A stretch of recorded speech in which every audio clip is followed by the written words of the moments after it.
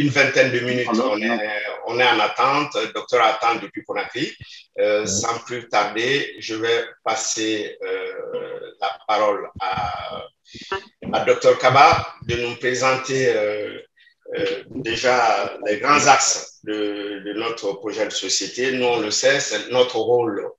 Notre rôle, c'est de diffuser parmi la jeunesse, comme disait tout à l'heure Ibrahim Kaba. Et puis, nous, on a des raisons, on a plusieurs raisons de soutenir le Dr Kaba. Et en tant que leader, en tant que bon fils de la Guinée qui s'investit, parce que c'est le seul qui donne beaucoup de poids à l'éducation. Vous savez bien que ce qui fait la différence entre les hommes et les animaux, c'est l'éducation. Et tous les pays qui ont beaucoup progressé dans le monde entier, on cite souvent l'exemple de Chine, c'est l'éducation de masse qu'ils ont fait. Et le docteur est un des hommes en Guinée qui a pu construire une université de très grande valeur, Kofi Annan. Et quand les étudiants quittent Kofi Annan, qui viennent en France, et on ne les teste même pas à l'université d'Orléans ou des universités françaises. Leurs diplômes sont automatiquement reconnus parce que le niveau y est. C'est ça le problème. Et ensuite, en troisième point, on parlera de la situation sociopolitique de la Guinée. Bon, on aimerait quand même avoir l'avis de Dr Kaba. Il va nous dire dans les grandes lignes quelles sont les attentes de notre grand parti, le PADES, qui est un parti à vocation nationale. PADES, c'est le parti qui est installé dans la préfecture de la Guinée. Ah oui. Voilà. C'est ça. Et bon, je salue aussi la présence d'un très grand journaliste qui est parmi nous, Francis Laloupo. Francis, merci d'être parmi nous cet après-midi. Voilà, docteur, je te passe la parole et pour nous présenter la situation sociopolitique de la Guinée, s'il te plaît. Bonjour à tout le monde. Bonjour. Bonjour. Voilà, donc je disais que nous sommes dans la nouvelle dynamique de la transition. En tant que PADES et en tant que COPED, notre plateforme, nous avons adressé une lettre pour faire notre contribution à la nouvelle transition. La grande peur de tout le monde en Guinée comme ailleurs, c'est d'avoir une transition qui se terminerait par le chaos comme cela a été le cas il y a 10 ans. Mais je crois que la Guinée a appris, tout le monde a appris. Maintenant, nous sommes tous en train d'encadrer les jeunes pour que cette transition, cette fois-ci, se passe beaucoup mieux. Et nous nous sommes mis d'accord sur un certain nombre de choses. Et vous savez que tous les partis coopèrent actuellement dans le cadre des différentes plateformes. Nous avons à peu près 5 plateformes pour planter le décor. Nous avons la plateforme de l'ancien FNDC avec M. Sidia Touré, le grand frère Lansana Kouyaté et le jeune Ba. Nous avons une plateforme de l'ANAD avec Selou Dalen Diallo et beaucoup de partis. Nous avons la plateforme du CPR avec Faya Milimono. Nous avons la plateforme de la COPED avec le PADES et aussi 7 partis. Et nous avons la plateforme de M. Silla. Et donc, on a organisé le monde politique en plateforme. Et ce sont ces 6-7 plateformes qui se rencontrent et qui dégagent le point de vue de l'ensemble des acteurs politiques, ce qui est une très bonne chose, parce que vous savez qu'il y a plus de 250 partis. Et c'est impossible de faire un dialogue s'il n'est pas structuré autour des plateformes. Donc, nous avons essayé, chaque plateforme a envoyé une contribution, mais ce que nous avons fait, c'est de nous entendre sur l'essentiel de ces contributions, même si tout le monde n'a pas été capable d'écrire, toute la classe politique n'a pas écrit un seul mémo, chacun a écrit son mémo. Là aussi, je dois vous dire pourquoi.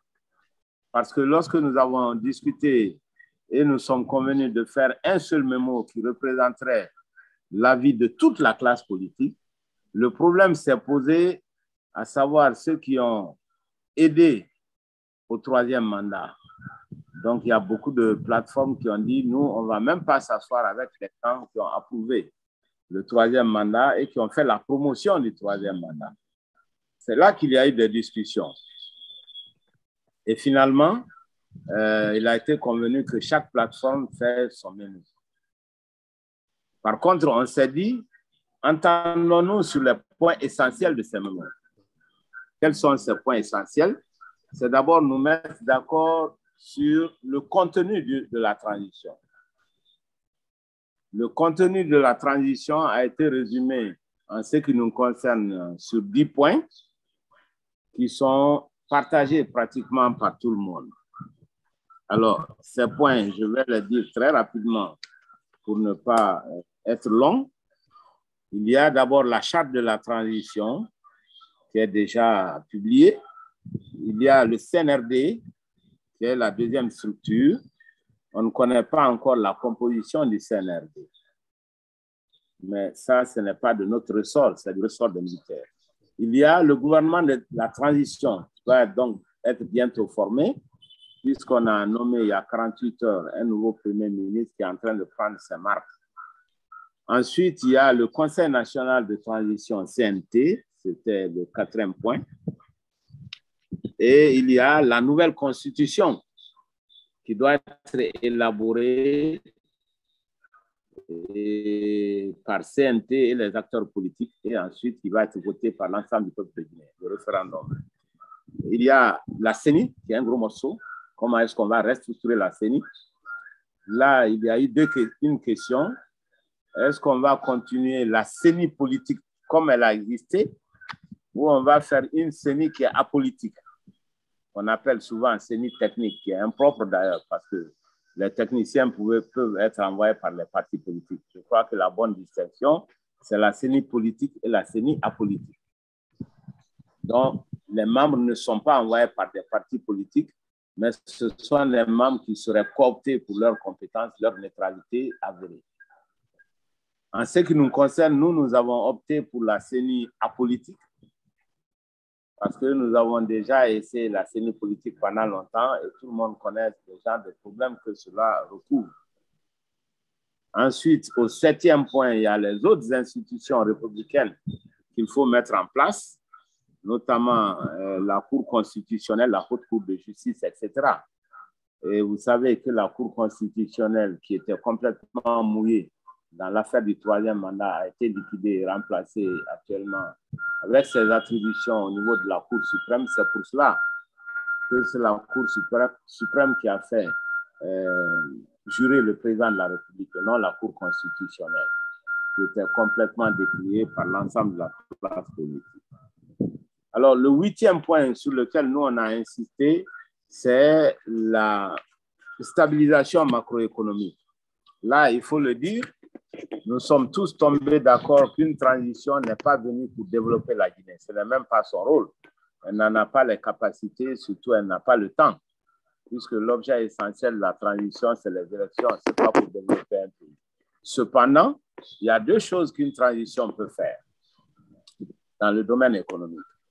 La première chose, c'est la stabilisation macroéconomique pour éviter l'inflation galopante qui va miner le pouvoir d'achat.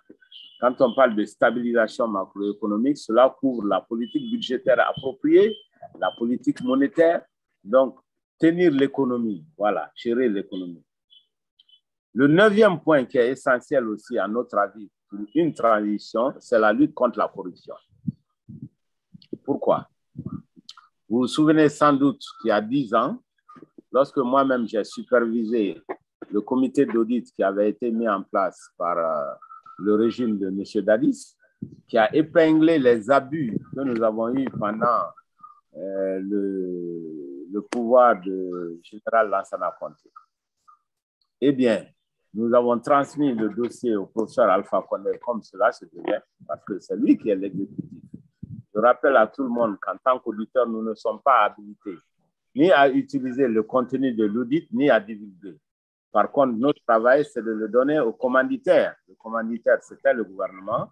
Et lorsque le président Dadis Camara a été remplacé par le professeur Alpha Condé, donc nous lui avons transmis les résultats de ces audits. Malheureusement, il ne les a pas utilisés. Malheureusement, il n'a pas transmis au système judiciaire. Il a plutôt préféré l'impunité et d'aucuns diront le chantage avec ces dossiers d'audit. Alors, le résultat a été que les malversations du temps du général Lansana Conté ont été multipliées par 10 maintenant pendant la période d'Alpha Condé, parce que l'échelle a beaucoup augmenté. On ne parle plus de 40 millions de dollars ou de 50 millions, on parle de 500 millions de dollars, on parle de 600 millions de dollars et que sais-je encore. Aujourd'hui, la situation est beaucoup plus catastrophique qu'elle ne l'a jamais été. Et le dernier scandale que vous avez suivi dans la presse concernant l'entreprise Ebomaf en est une illustration où une entreprise privée a tiré près de 185 millions d'euros, parce qu'il y a eu 2 tirages, il y a eu les 65 millions, mais il y a eu 120 millions d'euros, dont monsieur l'entrepreneur Bokongo, je crois, n'a pas voulu parler. En réalité, il a soutiré 185 millions d'euros. Alors, 185 millions d'euros, on aurait dû dépasser Kisudu en goudron, en réalité. Pour vous donner une idée, c'est pratiquement faire Conakry Mamou en goudron. Pour un pays qui n'a pas été capable de mettre les bonnes routes sur 130 km jusqu'à Conakry, c'est une catastrophe. Et il y a des dizaines de dossiers comme celui-là. Ça veut dire simplement, pour être court, que si on ne lutte pas contre la corruption, il n'y a aucun espoir de développement de la Guinée. Aucun espoir. Tout le reste, c'est pas du tout la chasse aux sorcières, je m'empresse de le dire. Parce que qui parle d'audit ne peut plus parler de chasse aux sorcières puisque ça doit être documenté. Ce n'est pas de la passion, c'est sur des chiffres réels qui doivent être reconnus par toutes les parties, y compris l'audité. Voilà, celui qui a été audité. Donc, ce n'est pas la chasse aux sorcières, c'est loin de là. Ce n'est pas une question de vengeance non plus, c'est loin de là. Mais si cela n'est pas fait, l'investissement public n'est juste pas possible en Guinée. Il faut oublier le développement, il faut oublier l'investissement public parce que ce n'est pas possible. Les montants qui sont en jeu sont énormes. Alors, puisqu'on est en train de parler à des Parisiens qui sont des grands intellectuels, imaginez simplement que la quantité de bauxite qu'on a sorti en Guinée est passée de 20 millions de tonnes à 80 millions de tonnes. De 20 millions à 80 millions de tonnes. Donc, toute la masse financière a pratiquement disparu et ne se retrouve pas dans le budget. Comme diraient les économistes, toutes choses égales par ailleurs, ceteris paribus, on devrait s'attendre à peu près à 1 milliard de contributions budgétaires. Mais on n'a pas dépassé les 300 millions. Question, où est parti l'argent? Sans compter que cela provoque une grande distorsion au niveau des décisions publiques. Comme vous le savez, le pacte colonial consiste à exporter de la bauxite. Nous avons dénoncé pendant toutes ces années pour dire qu'il faut mettre de l'alumine. Mais en réalité, le cycle politique et les gens avec la corruption endémique dans laquelle ils sont plongés préfèrent plutôt acheter des camions avec les impôts qui auraient dû être payés à l'État et qui ne sont pas payés à l'État. Donc, la classe dirigeante se met à acheter beaucoup de camions, des centaines de camions pour transporter de la bauxite à très court terme. Donc, ça empêche la bonne décision économique de tendre vers les usines d'alumine qui donnent des emplois aux jeunes Guinéens, mais on préfère la bauxite parce que tout de suite, on a de l'argent cash. Alors, non seulement on détourne l'argent public qui devrait être payé au trésor, mais en même temps, on devient un transporteur de bauxite et on se fait beaucoup d'argent qu'on met dans les comptes à l'extérieur ou dans les caveaux en Guinée, puisque ce n'est pas facile de transporter de l'argent aujourd'hui.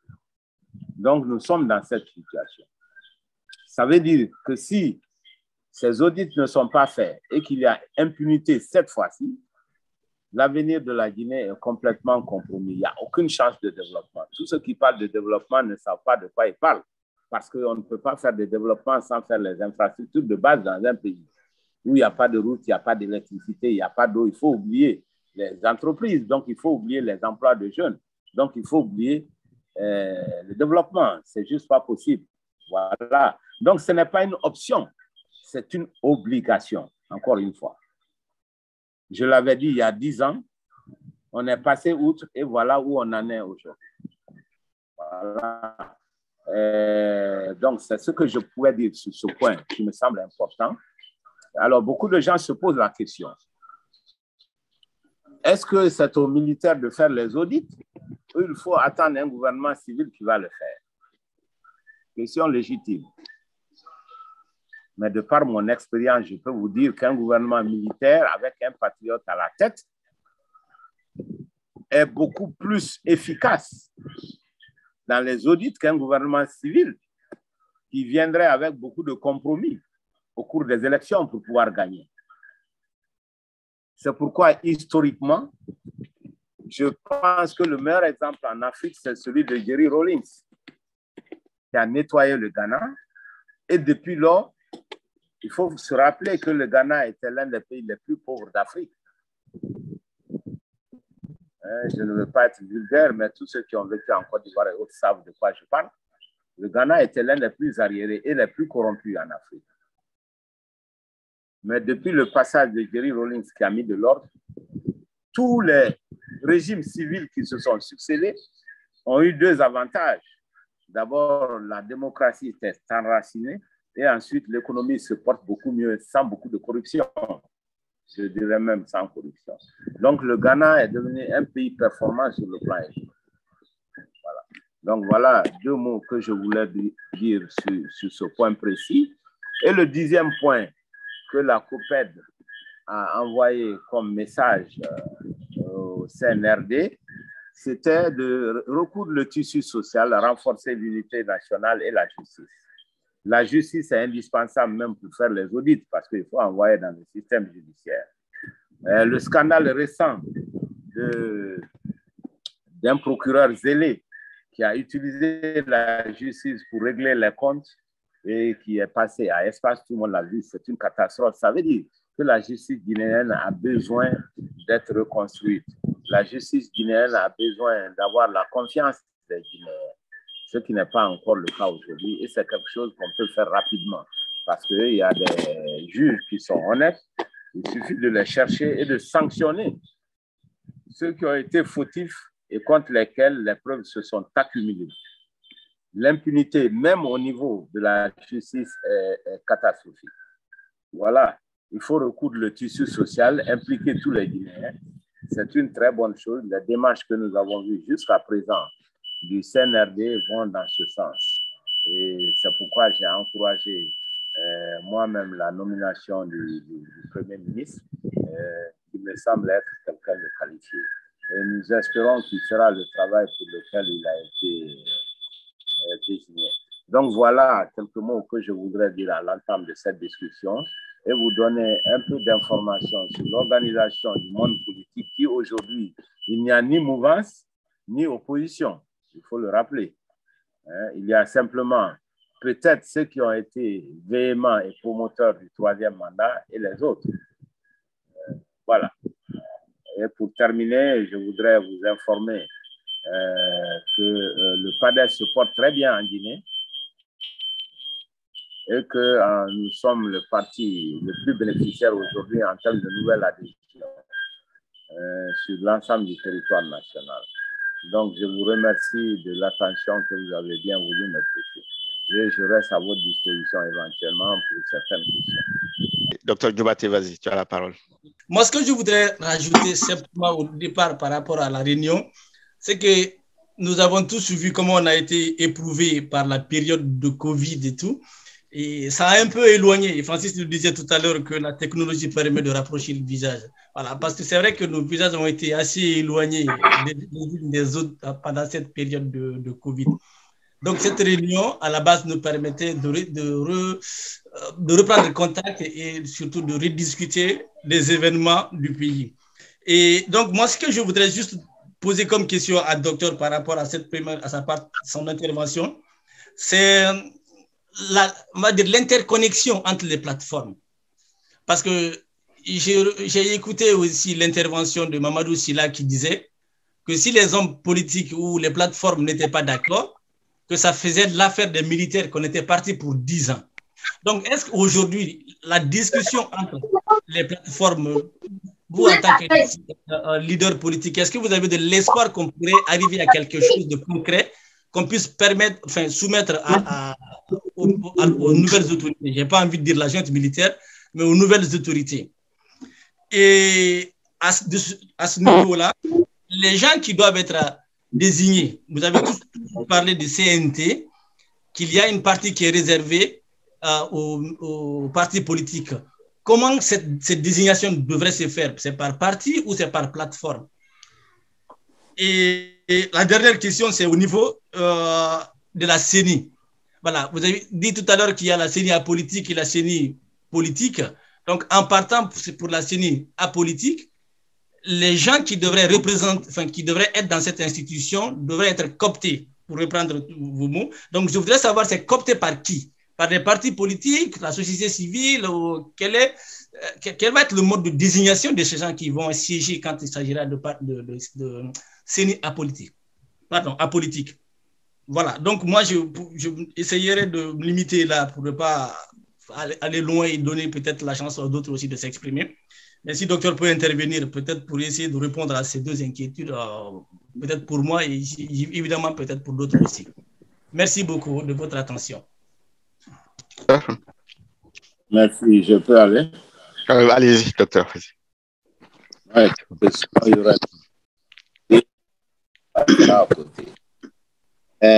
il a parlé des plateformes, il a raison. On a mis des plateformes en place, mais je dois vous dire à titre d'information que la plateforme de M. Sylla est un peu en retrait dans nos discussions. Donc, il est question de trouver une réunion. Comme vous savez, tout ce qui a multitude de partis est très compliqué. Et finalement, moi, j'ai suggéré qu'on aille chez le doyen, c'est-à-dire Sidi Touré. Et c'est une proposition qui a été acceptée quand on a fait les réunions. Mais je dois dire que depuis lors, la coalition de M. Sylla ne vient pas à la réunion. Toutes les réunions des autres plateformes. Voilà. Donc, c'est pour des questions d'ego. Moi, je n'ai pas envie de trop m'étendre sur ça. C'est un peu l'atmosphère. Nous avons pratiquement tout le monde, à l'exception notable de sa plateforme à lui. Il ne vient pas. Ensuite, on a parlé d'élections. À propos des élections, la question qui se posait, c'était lors des élections. Je rappelle qu'il y a 4 élections. Il y a le référendum sur la nouvelle constitution qui va être élaborée. Ensuite, il y a les élections locales.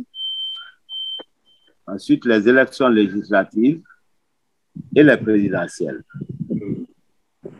Alors, dès le départ, les militaires ont fait savoir qu'ils voudraient qu'on aille de la base au sommet. Et je dois vous dire que pratiquement la majorité des partis politiques, dont le PADES et la COPED, ont trouvé cette proposition la bonne. Pourquoi? Parce que nous avons commis l'erreur en 2010 de faire la présidentielle avant les législatives. Le nouveau président, le professeur Alpha Condé, dès qu'il a été intronisé, n'a eu cesse de piétiner les autres élections jusqu'à ce qu'il ait la main et la possibilité de changer les résultats. Vous vous souvenez, de 2010, les élections législatives n'ont pu avoir lieu qu'en 2013, 3 ans après des manifestations, des protestations et beaucoup de réclamations que ces élections ont eu lieu. Et tout le monde a vu comment elles se sont passées.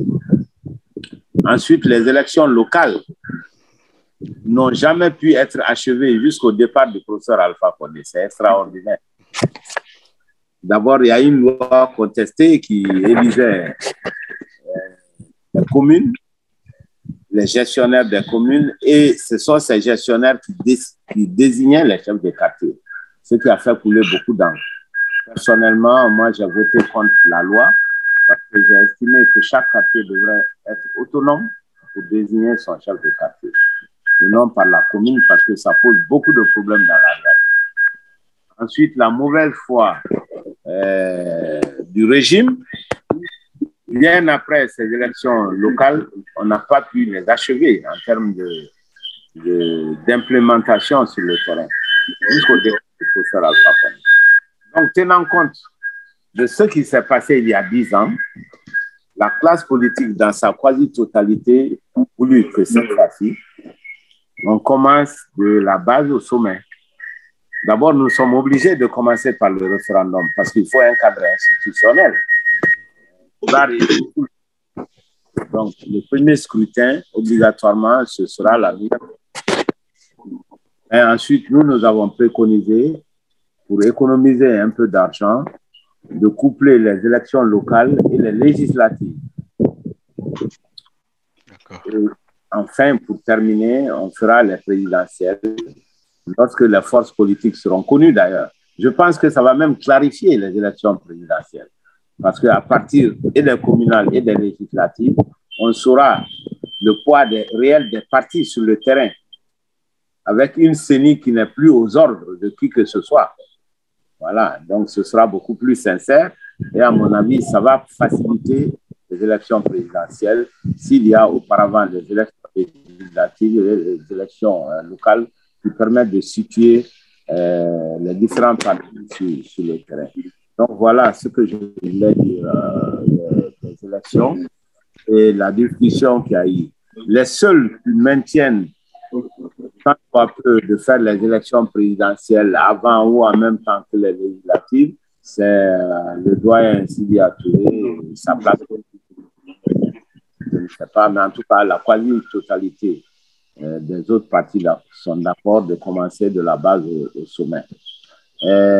Ensuite, vous avez la question sur CNT. C'est vrai qu'on a alloué aux différents partis 15 places. Alors, on s'est retrouvé dans cette réunion interplateforme. On a échangé sans parvenir à une décision. La plupart des intervenants ont estimé que 15 places, c'était peu pour les partis politiques. Dans une assemblée, je crois, de 81 personnes. CNT, 81 personnes, les partis politiques 15.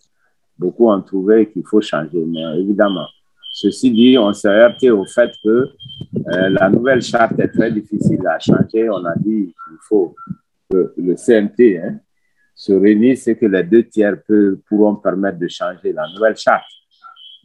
Donc, vous voyez, le serpent se mord la queue là. Puisqu'on parle de la composition du CNT, et on dit que le CNT doit intervenir dans la modification de la charte. Alors, c'est pour cela qu'on n'a pas pu parvenir à une résolution sur ce point. Par contre, on a échangé également sur la répartition des 15, qui est la question qui a été posée. Alors, ça nous renvoie à une question essentielle. Aujourd'hui, on a 250 partis en Guinée au moins.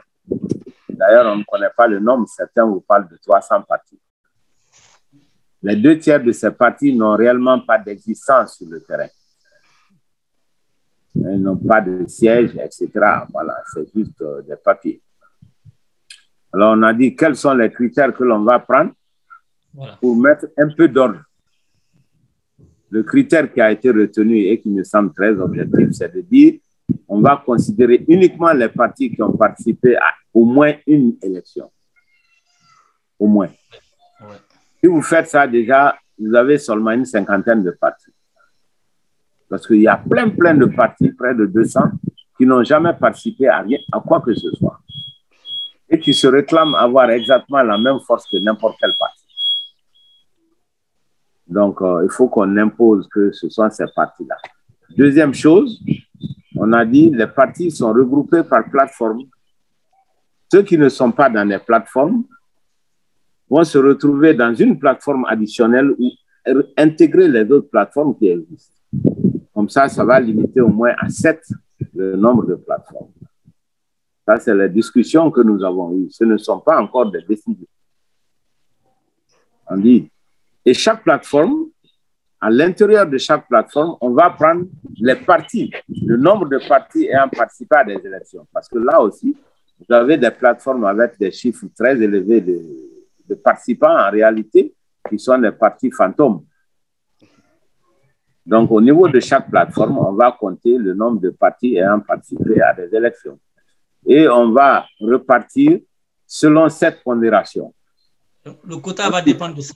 Voilà, toutes les plateformes ne pourront pas avoir les mêmes chiffres, puisqu'on a des plateformes où il y a beaucoup de partis qui ont participé aux élections, des plateformes où il y a un seul parti, des plateformes même où il n'y en a pas. Voilà. Mais nous sommes au niveau des discussions. La décision ferme n'est pas encore prise. Mais il y a des échanges sur ce point. Comment repartir? Voilà, je crois que j'ai répondu aux différentes... Pour la CENI aussi. La CENI, excusez-moi, c'est ça? Oui, la CENI, là aussi, il n'y a pas encore de décision. Et je vous réponds tout de suite que la décision doit être prise par le CNRD. Même si peut-être ils écouteront les points de vue des partis politiques. Voilà.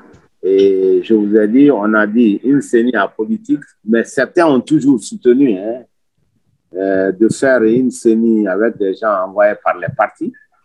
Dans notre discussion, c'était le point de vue de M. Sidia et de M. Selou. Donc, on pense qu'il faut recruter les gens sur la base de la compétence, sur la base de la probité aussi, de l'intégrité.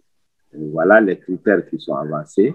Mais il revient au CNRD de prendre une décision précise sur le sujet. Voilà. Une des questions de fond également sur laquelle vous devez réfléchir, nous tous, c'est de dire, est-ce qu'on liquide tous les partis qui ont fait la promotion du troisième mandat, comme au Burkina, ce qu'on a appelé attentat à la Constitution. C'est donc participé à l'attentat à la Constitution. C'est des complices. Ce n'est pas aussi simple que ça, parce qu'il y a beaucoup de partis qui disent non. Nous, bien qu'on ait voté la nouvelle constitution, en fait, on voulait faire le vote législatif, mais c'est parce qu'on a attaché les deux votes, donc ça nous a obligés à voter pour les législatives, mais ce n'est pas pour autant un soutien au troisième mandat. Là où ça peut se défendre, la condition que les partis ne va pas sortir publiquement pour faire campagne pour le troisième mandat. Voilà. Vous savez que les gens qui sont dans la Codinoc, vous ne pouvez pas quand même dire que ces gens-là, on ne connaît pas leur position. Mais justement, c'est ce que je venais de dire. C'est-à-dire, il y a des partis qui ont ouvertement fait position, pris position le troisième mandat, qui ont fait la promotion sur le terrain. Ces partis sont connus. Et là, moi, je suis d'accord avec que ces partis-là doivent être en dehors du jeu de la transition. D'accord. Bon. Docteur, tu as répondu à toutes ces questions. Vas-y, Ibrahim. Okay. Merci, Lamine. Merci, docteur, pour la participation. Merci à Francis. Voilà, donc, nous savons tous que les choses ont bougé dans le pays. Donc, les actions politiques et les événements politiques sont totalement remis à zéro. Donc, ce que j'appelle communément, les cartes sont totalement rebattues. Donc, nous avons reçu un certain nombre d'informations tout à l'heure dans l'intervention du docteur. Et merci au passage, parce que moi, personnellement, on entendait les choses par-ci, par-là sur des réseaux sociaux, mais on n'était pas situé. Mais ton intervention nous a situés, nous a donné un certain nombre d'informations crédibles. Alors, mon intervention aura deux axes. Un premier axe pour les questions et un premier axe sur les recommandations. Alors, au niveau des recommandations, la fois dernière, quand on s'était réunis, Lamine, il y a eu beaucoup de personnes qui se sont apaisanties sur la stratégie de communication qu'on doit mettre en place. Alors, comme on avait dit, nous entendons tous les interventions du docteur dans les médias locaux, dans les différents journaux, etc. Mais au niveau extérieur, dans les grands médias, c'est pas ça. Donc, une des recommandations que moi je formulerais, c'était d'adopter dès maintenant une autre stratégie de communication focalisée sur l'international, dans les grands médias. Donc, avec la présence de Francis et son aide ou son concours, je pense que il y a une réflexion à mener à ce niveau-là. Donc, ça, c'est la première recommandation. Deuxième recommandation, quoi qu'on dise, on sait à peu près comment les élections se passent en Guinée. J'espère vraiment qu'on va au-delà de ça cette fois-ci, mais les réalités sont telles qu'elles sont, il faut les affronter. Alors, aujourd'hui, c'est peut-être, certains diront que c'est trop tôt, mais moi, je ne dirais pas que c'est trop tôt. La politique, dès qu'une élection est prévue, ou dès que les actions politiques les cartes sont rebattues, il faut tout de suite commencer à se préparer, il faut tout de suite commencer à avoir sa stratégie. Est-ce qu'aujourd'hui, il y a une stratégie réelle de PADES en fonction de la nouvelle réalité? Parce que j'imagine, avec les anciennes élections, il y avait une stratégie.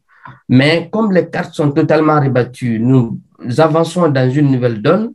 Est-ce qu'aujourd'hui, on a cette stratégie en tenant compte de la nouvelle situation, de la réalité actuelle, qui n'a pratiquement rien à voir que l'ancienne réalité, parce que c'est quelque chose qui nous a tous surpris, on n'attendait pas, etc.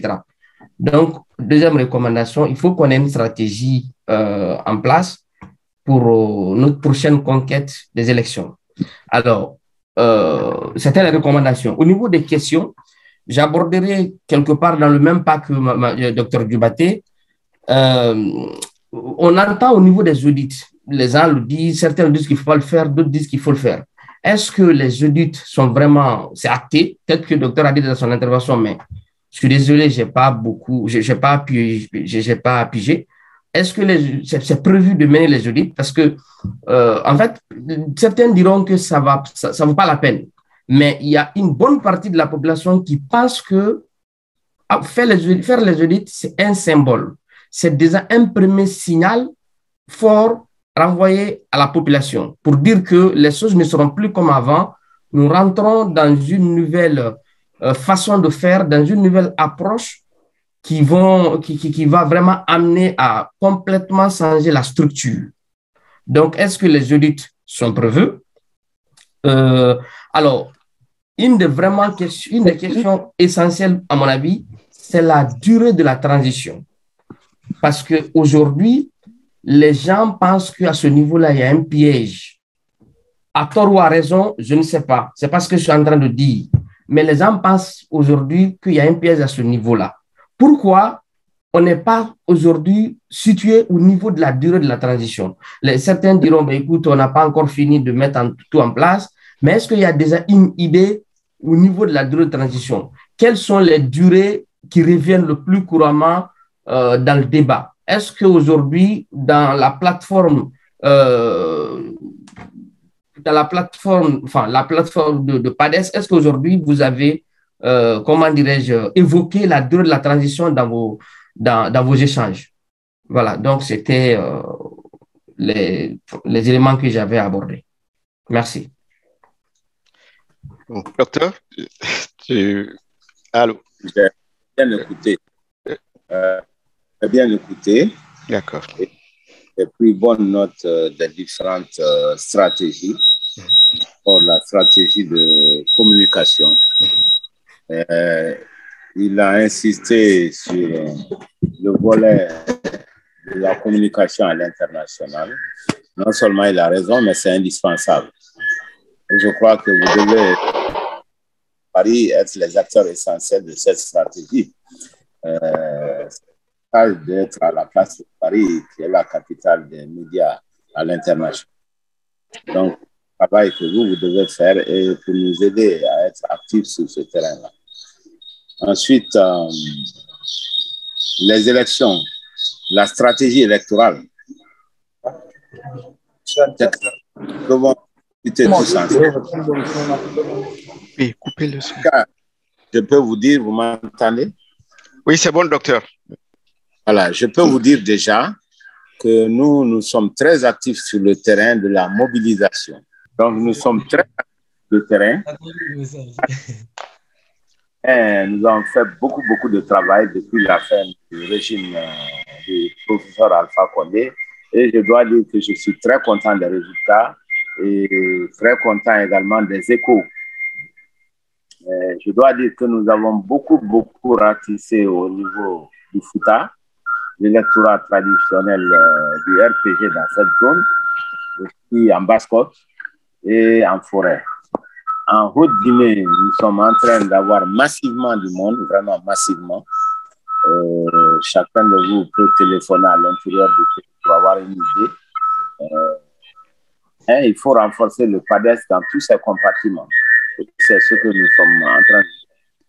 Ce n'est pas toujours facile parce que nous sommes installés un peu partout, mais nous n'avons pas de très bons responsables partout. Moins s'en faut, puisque beaucoup de bonnes personnes étaient effrayées par le pouvoir en place pour plusieurs raisons dont ne reviendrai pas là. Qui aujourd'hui ont bien envie de réintégrer le PADES et nous avons fait une politique de porte ouverte.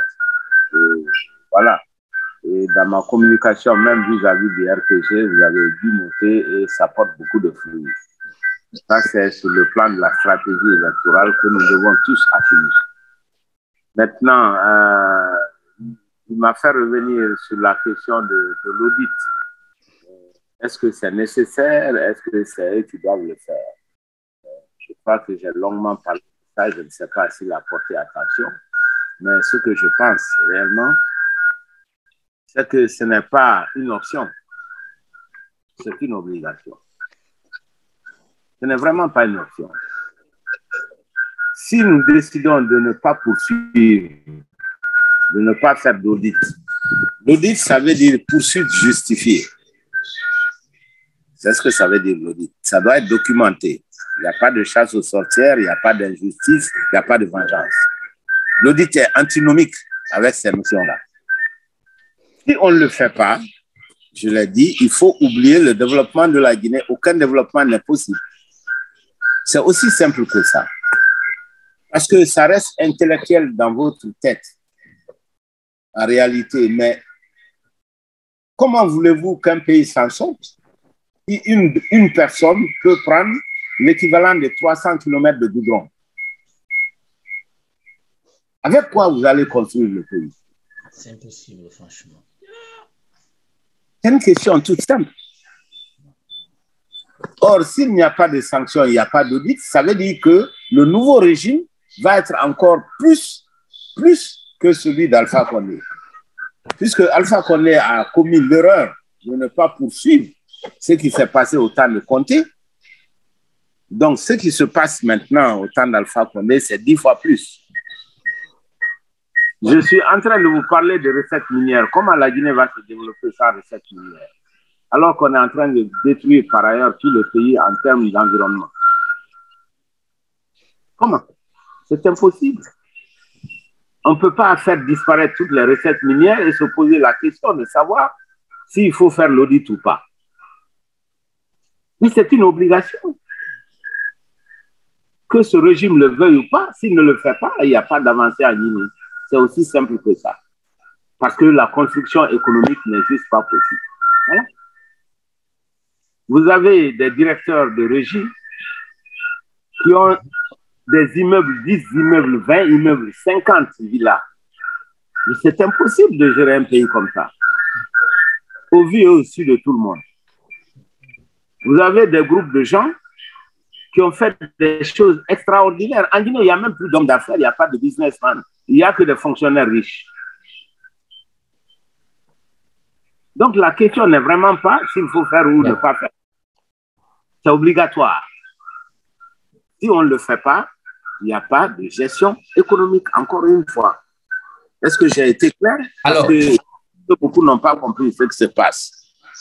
Il n'y a pas de ressources minières, il n'y a pas de retombées dans le budget de l'État. Alors, qu'est-ce qu'on fait? Alors, je ne vais pas continuer à parler de ça, mais je vais parler de la durée de la transition.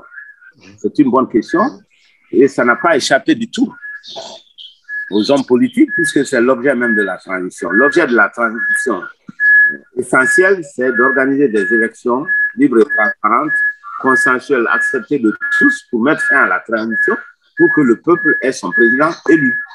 C'est ça l'objectif. L'objectif premier, c'est de cela qu'il s'agit. Maintenant, ça va prendre combien de temps? Nous, on a dit, voyons ces 10 points que j'ai énumérés à l'entame de notre réunion, les 10 points qui ont été énumérés, combien de temps cela va prendre, et quand ça c'est fini, ça veut dire que la transition a fini son objet,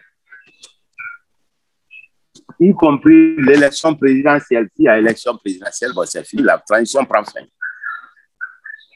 Alors, les partis politiques ont estimé le temps nécessaire entre 15 mois et 24 mois. Voilà. L'ANAD de Selou a présenté 15 mois. La plateforme qui reste du FNDC avec Sidia et Siaté, ils ont présenté entre 15 et 18 mois. Et le PADES et la COPED, après étude des durées des institutions, a présenté 24 mois.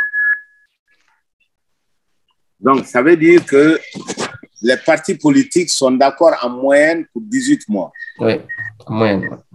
15 à 24. C'est pour vous donner une idée. Ceci dit, la charte, ça, les trucs des partis politiques ne sont que des propositions. C'est la charte qui a une décision et la charte n'en a pas parlé. Donc, c'est à juste titre que les gens s'inquiètent. C'est tout à fait légitime que les gens s'inquiètent pour dire quelle est la durée de la transition. Donc, pour le moment, la réponse est que personne ne connaît la durée de cette transition. D'autant plus que, vous savez que la CEDEAO, et c'est important de revenir là-dessus, a donné que 6 mois pour la transition en Guinée et qu'elle est prête à prendre des sanctions beaucoup plus dures que celles qui ont été édictées. Et ces sanctions, vous le savez, ont 2 caractères. C'est que les sanctions de la CEDEAO, avec le principe de subsidiarité, sont endossées par l'Union africaine, ensuite par l'Union européenne, les États-Unis, etc. Donc, bref, par la communauté internationale. Au départ, les gens pensent que ça ne va pas mordre, mais c'est une erreur. Parce que lorsque les sanctions sont imposées durement, ça affecte l'ensemble des flux financiers dans un pays. Ce n'est pas seulement une question de voyage du chef de l'État ou du ministre. C'est l'ensemble des activités économiques qui vont être impactées. Et l'ensemble des flux financiers en Guinée et en dehors de la Guinée vont être... et ça peut provoquer des tensions économiques qui vont donner des conséquences politiques. Voilà. Donc, il faut éviter que les sanctions deviennent très dures.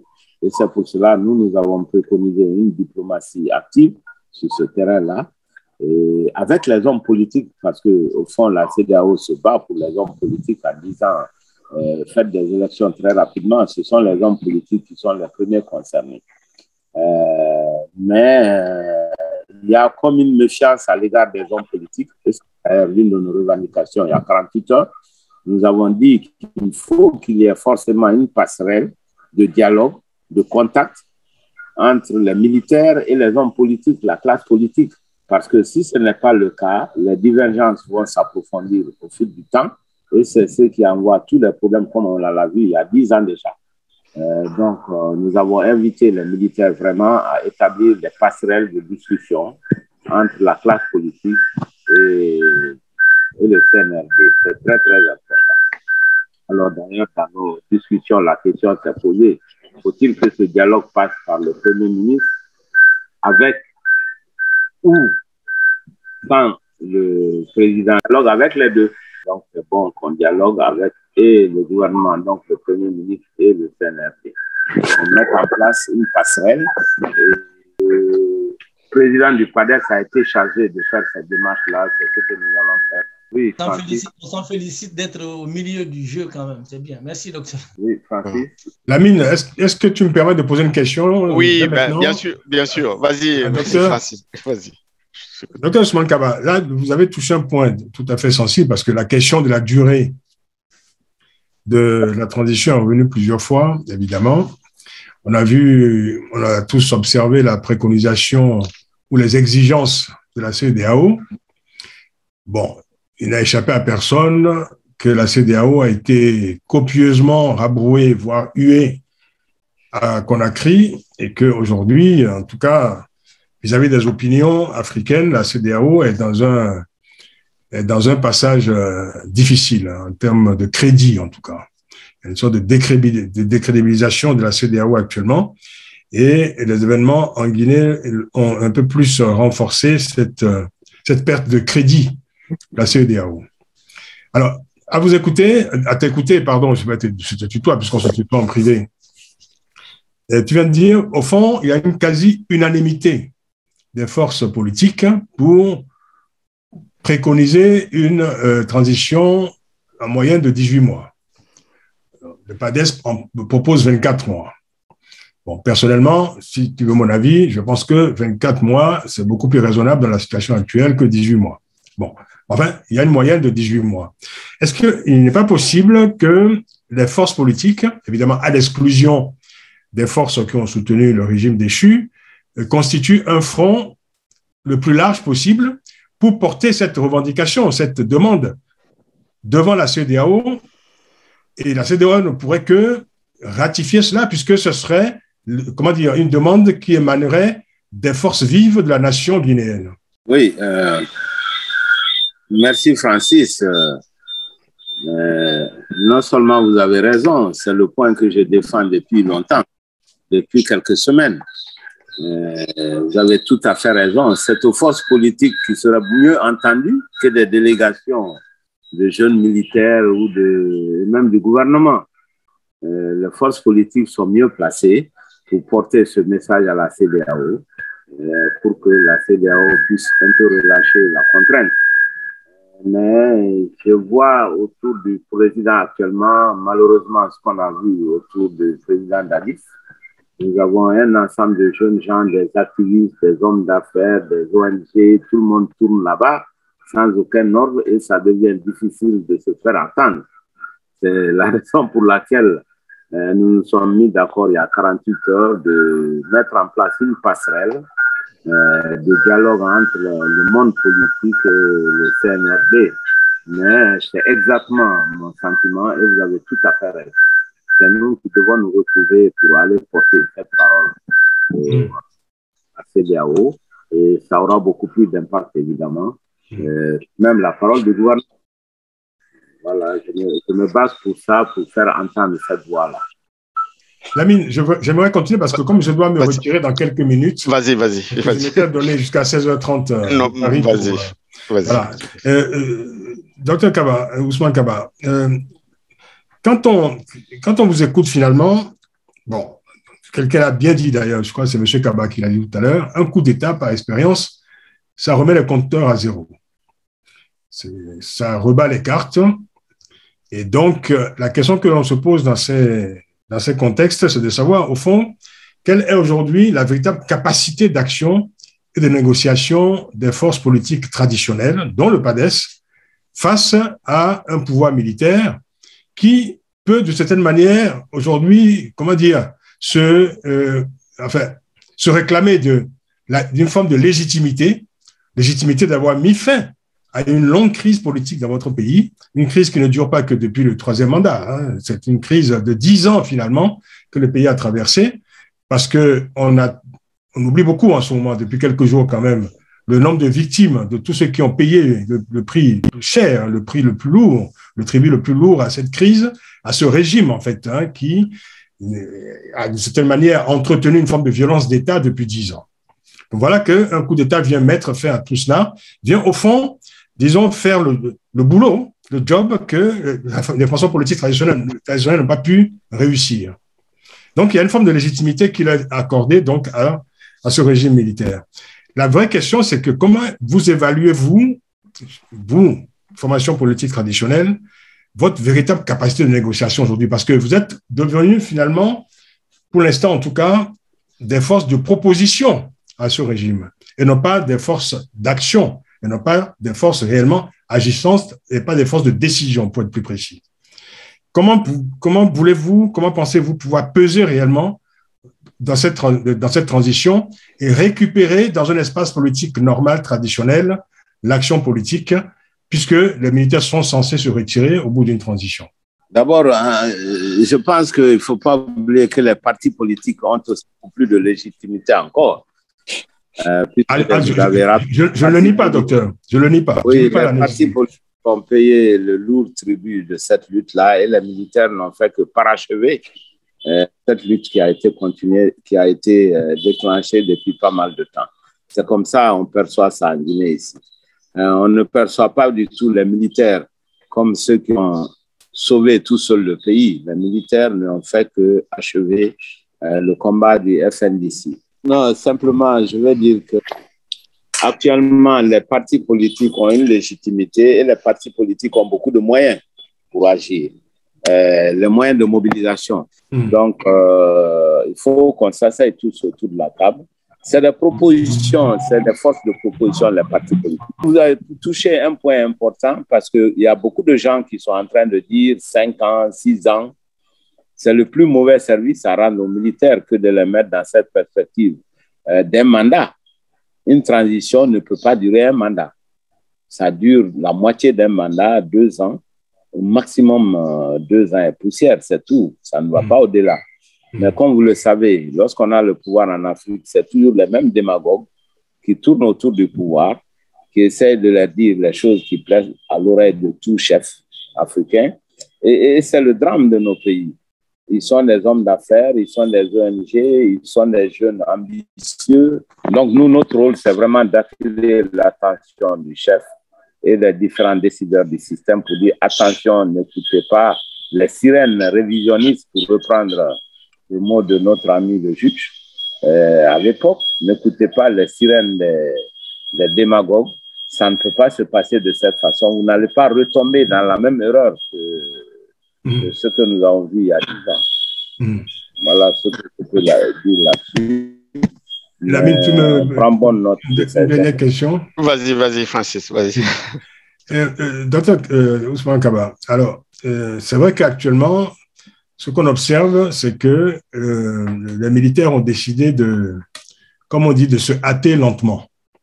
Ce qui n'est pas une mauvaise chose d'ailleurs, parce que la crise en Guinée, comme je le disais, c'est une crise ancienne. Hein, ce n'est pas, le troisième mandat est devenu, est venu d'une certaine manière, comment dire, ça a été la goutte d'eau qui a fait déborder le vase, en quelque sorte, le troisième mandat. Donc, est-ce que finalement, cette transition n'est pas l'occasion, pas seulement d'organiser les prochaines élections, parce que ce n'est pas, on ne peut pas imaginer que ce soit juste une parenthèse. Je parlais tout à l'heure des victimes. Je parle aussi d'une classe politique, enfin d'un espace politique aussi qui est quand même un espace politique, disons, compliqué, quoi. C'est-à-dire, est-ce qu'il ne faut pas refonder complètement l'espace politique guinéen, apaiser réellement, profondément le climat politique, parce que le climat politique n'est pas apaisé, le climat politique de la classe politique en tout cas. Est-ce que la Guinée peut faire l'économie de ce qu'on pourrait appeler des assises nationales pour, je veux dire, remettre complètement, c'est-à-dire que rendre cet espace politique plus ordinaire? Parce que vous savez bien que, vous le savez mieux que n'importe qui, hein, que au sein de la classe politique aujourd'hui, les relations sont compliquées entre les acteurs politiques. Le climat n'est pas très sain, n'est pas très bon. Il y a de la suspicion, il y a aussi des pratiques qui sont des pratiques, disons, qui ne sont pas toujours orthodoxes. Enfin bon, la classe politique n'est pas si vertueuse que ça, qu'on soit dans l'opposition ou qu'on ait appartenu à l'ancien régime, quoi. Mais au fond, ce régime qui a été combattu a colonisé en quelque sorte l'opposition et a perverti aussi l'opposition. Mais c'est un classique, ça s'est vu dans d'autres pays, hein, il n'y a pas qu'en Guinée. Est-ce qu'il ne faut pas, je veux dire, remettre tout à plat, plutôt que de dire que voilà, il faut prendre l'existant, mettre en place une CENI, recomposer, enfin se mettre une fois de plus en ordre de bataille pour aller à des élections, alors même que peut-être que les hommes politiques et les femmes politiques ont peut-être besoin de se reparler, de s'asseoir tranquillement, de refonder l'espace politique, de réaffirmer les règles du jeu et de remettre en place, je dirais, un espace, en fait, d'assainir l'espace politique pour relancer la machine démocratique. Écoutez, je pense que vous avez raison, c'est ce qu'on est en train de chercher. Le fait déjà que l'ensemble des forces politiques se parlent dans le cadre de l'interplateforme, c'est déjà une avancée. le fait que nous nous retrouvons pour dire, bon, telle plateforme, quelles sont vos idées sur tel point essentiel, tel point essentiel, c'est déjà le début d'un dialogue. Mais je suis d'accord qu'il faut élargir, poser vraiment le problème à plat et voir comment on peut apaiser l'ensemble du pays, parce que le monde politique n'est que l'émanation des tensions qui existent dans le pays.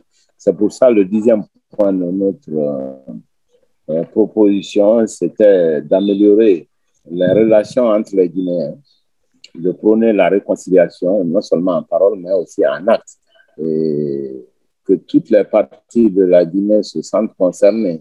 Et je pense que ce qui se fait jusqu'à présent dans ce domaine n'est pas mal quand on connaît la Guinée. Les premiers pas, en tout cas, du CNRD vont dans ce sens, mais c'est à nous tous de nous retrouver pour renforcer cet élan de coopération entre les Guinéens, cet élan d'assainissement de la classe politique. Mais il y a eu des débats. Puisque je me souviens de ces débats, des problèmes d'âge qui ont été soulevés par beaucoup de jeunes, etc., la vieille garde. Bon, vous savez, la démocratie a donné les réponses à tout ça. C'est le bulletin de vote seul qui permet d'élire un jeune de 35 ans comme en France ou un vieux de 83 ans comme aux États-Unis. Voilà. C'est les citoyens qui peuvent le faire. Ce n'est ni le CNRD, ni une autre autorité ne peut mettre de l'ordre pour dire tel homme politique est trop vieux, tel homme politique est trop jeune, etc., etc. Donc, il faut faire attention et donner le pouvoir aux citoyens de nettoyer la classe politique. Personne d'autre ne peut le faire. Et on le fait uniquement avec le bulletin de vote. Voilà. Il y a un aspect, ce soit ma toute dernière question, Dr Kaba, que vous n'avez pas beaucoup évoqué. On a parlé de tout ce qui peut, du calendrier supposé, en tout cas de la transition. On n'a pas évoqué la question de la justice. Parce qu'il ne faut pas qu'un jour, les Guinéens vous reprochent, à vous, politiques, d'avoir d'une certaine manière passé le savon, si on peut dire, hein, permettez-moi l'expression, sur tout ce qui a été commis comme malversation au cours de ces dernières années. Parce que vous avez parlé de corruption tout à l'heure, beaucoup, des actes de corruption avérés. Est-ce qu'on peut, disons, régler la question d'un régime qui s'est montré donc défaillant du point de vue démocratique, du point de vue des droits de l'homme, du point de vue de la gestion des affaires publiques, sans passer par la case de justice, en quelque sorte? Est-ce que là aussi, c'est-à-dire que si on inscrit la question de la justice dans la transition, est-ce que ça ne risque pas d'alourdir le calendrier de la transition et même de la prolonger, la transition? Parce que un processus judiciaire comme celui-là peut être très, très long, quoi. Mais en gros, j'ai envie de vous demander comment mettre en place un processus pour juger ceux qui se seraient rendus coupables d'actes de malversation, disons, caractérisés au cours des 10 dernières années. Écoutez, j'en ai parlé, vous n'avez peut-être pas prêté attention. Avec les audits. C'est partie du dernier point où j'ai parlé justement de l'harmonie entre les Guinéens et du renforcement de la justice. Mais il faut le faire, ça pendant la transition, où vous avez dit que les militaires étaient un régime militaire était plus à même de le faire. Oui. Non, voilà. Donc, c'est pendant la transition qu'il faut le faire. Parce que les militaires peuvent le faire très facilement en réalité. Et j'ai dit qu'il y a des bons juges, ils sont connus. Il y a des mauvais juges, ils sont connus. Cette action de la justice doit être orientée sur 2 axes. L'axe pour punir les abus sur les droits de l'homme et l'axe pour punir les abus financiers, économiques. C'est les 2 axes qui doivent être poursuivis par la justice. Mais on a les moyens, on a de très bons juges, il ne s'agit pas de les former, il s'agit de les réorganiser, de faire jouer au Conseil supérieur de la magistrature, supposé sanctionner les fautes des juges. Et j'ai même parlé du scandale qu'on a eu il y a 2 jours, vous vous souvenez, un procureur de la République qui a fait des confessions, qui a été enregistré en train de dire comment on doit massacrer tel activiste de la société civile, sur la base de rien du tout. Alors, puisqu'on a des éléments tangibles, ça veut dire qu'il faut les juger, il faut les sanctionner eux aussi. C'est comme ça qu'on règle le problème de la justice. On règle le problème de la justice en disant que les juges ne sont pas à l'abri des sanctions, comme tout le monde. Tout le monde est soumis à la loi, y compris les juges. Dès que vous le faites, vous réglez ce problème de justice. Et dans les deux directions que j'ai citées, direction droit de l'homme, direction abus économique. Voilà, et c'est partie prenante de la transition. Et j'ai même donné l'exemple de Jerry Rawlings qui a réglé vraiment ce genre de problème. Et on a les moyens de faire très vite à Guinée en réalité. Docteur, s'il vous plaît, justement, pour cet endroit-là, quand vous avez évoqué Jerry Rawlings, et je rebondis sur la question de Francis, et avec tout cet agenda que vous venez de citer et que tout le monde connaît, parce que c'est décliné dans la charte de la transition, est-ce que vous pensez qu'avec le temps, la durée de transition que le PADES et la plateforme COPED a proposé, les 24 mois, vous pensez que tout cela est possible de rentrer dans les 24 mois? Tout cela est possible, mon ami, parce que les actions sont concomitantes. Ce ne sont pas des mesures linéaires, c'est-à-dire vous ne finissez pas A pour commencer B, pour commencer C. Vous pouvez faire beaucoup de choses en même temps. C'est bien possible de faire tout ça en 24 mois, je suis certain. D'accord. En espérant qu'il y a la possibilité. Enfin, docteur, avant de partir, je souhaite que tu remercies. On a des nouveaux adhérents depuis Jeddah qui est en direct avec nous. C'est Madame Aminata Djubaté. Et je veux que tu salues tous les nouveaux membres de PADES, s'il te plaît. Oui, je voudrais commencer par saluer les anciens d'abord. Merci. Ils sont là depuis pas mal de temps. Merci. Merci pour nous. Merci. Non, mais comme je suis humble, je ne vais pas me mettre en avance. Je préfère les nouveaux. Merci. Notre ami Francis et tous nos amis sur la place de Paris et ailleurs, qui continuent de se battre. Et remercier également les nouveaux adhérents pour vous dire que vous avez les mêmes droits et les mêmes devoirs que tous les Guinéens.